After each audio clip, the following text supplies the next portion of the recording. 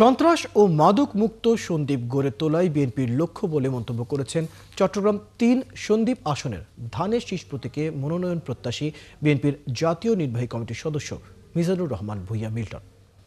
সোমবার বিকেলে হারামিয়া ইউনিয়ন পরিষদ মাঠে এক জনসভায় তিনি একথা বলেন। তিনি আরও বলেন, দেশের সার্বিক সংকট উত্তরণ ও গণতন্ত্র পুনরুদ্ধারে তারেক রহমান ঘোষিত ৩১ দফা বাস্তবায়নই সময়ের দাবি। সভায় সভাপতিত্ব করেন ইউনিয়ন বিএনপির সভাপতি জাহাঙ্গীর হোসেন এবং সঞ্চালনা করেন সাধারণ সম্পাদক আলাউদ্দিন আহমেদ। এ সময় বিশেষ অতিথি হিসেবে উপস্থিত ছিলেন উপজেলা বিএনপির যুগ্ম আহ্বায়ক কাউসার আহমেদ, মহিলা দলের সভাপতি কুলসুমা বেগম, খেলনাসহ বিএনপির নেতাকর্মীরা।